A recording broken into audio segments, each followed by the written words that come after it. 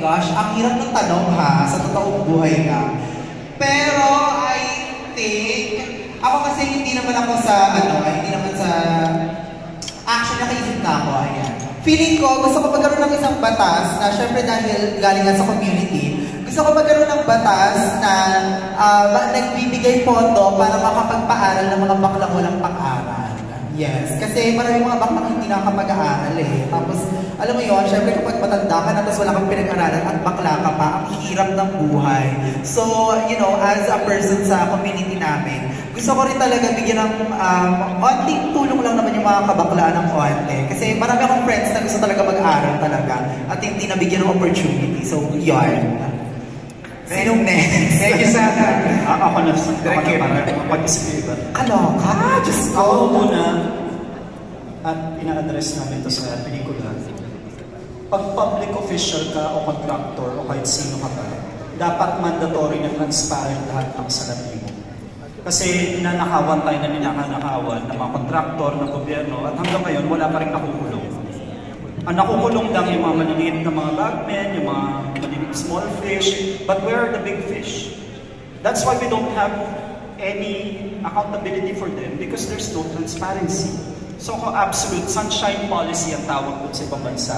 Kita dapat lahat ng resources, lahat ng pera ng lahat ng mga politiko, lahat ng mga tumatanggap ng pera ng gobyerno. Number 1 yun. Number 2, tingin ko, kailangan natin ng mga batas na pipigil sa monopoliya ng mga ilang pamilya sa gobyerno natin. So, I am very for an anti-dynasty law. Oh, pare-pare pa kami. I speak for the whole cast na we would prefer na walang dynasty sa Pilipinas. Why? Because when you collect power and put it together in one sector and in one group, what you do is you make it hard to hold those people accountable.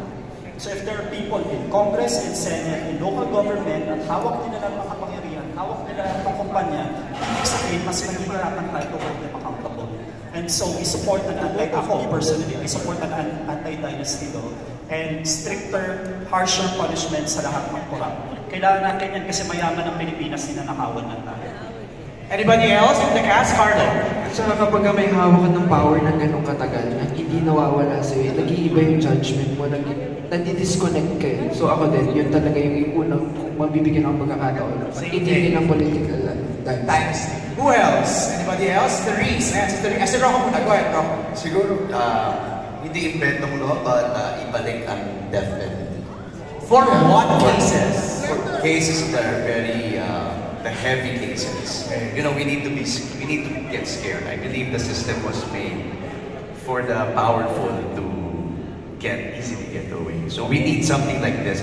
Different kinds of crimes are popping up at mild punishments naman meron. I agree with the harsher punishments, and we should have that death penalty para naman matakot sila.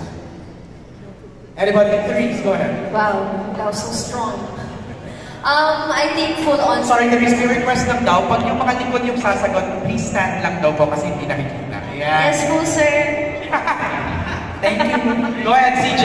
Yes po, sir. For me, I think full on transparency for all government officials. Talagang dapat naman talaga na may website para lahat na ginagawa nila, lahat ng papeles na binibigay nila, kitang-kita ng mamayang Pilipino because we have the right to see what they are doing. Wow. Thank you. Candidate number 4. Anybody else? Ian, go ahead. Ako siguro, kung sa batas at para siguro tatlo yung gusto ko na masagawa. Una is magkaroon ng maayos na healthcare na nararapat sa mga Pilipino na maayos at masusuportahan na. Pangalawa, na yung suporta sa entertainment industry, magkaroon ng batas kung paano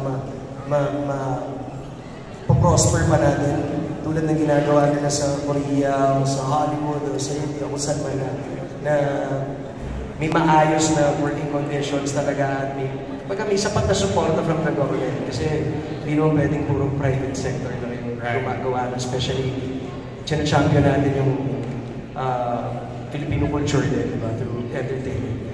And pangatlo, na magkaroon ng divorce. Okay, so yeah. Alright, thank you, Ian. Mainit si Direk. Go ahead, Direk. Ako ang dalawa na lang last. Kailangan natin ng reforma sa lupa. Dahil palagi nag-aapi yung mga indigenous groups at pagsasaka natin. At number 2, kailangan natin ng mas karagdagang benefit para sa mga manggagawa, which we tackle in the film. And in fact, the film also has an element of dynasties because the same people who proliferated the evil in my previous film show up in Barbies. Spoil.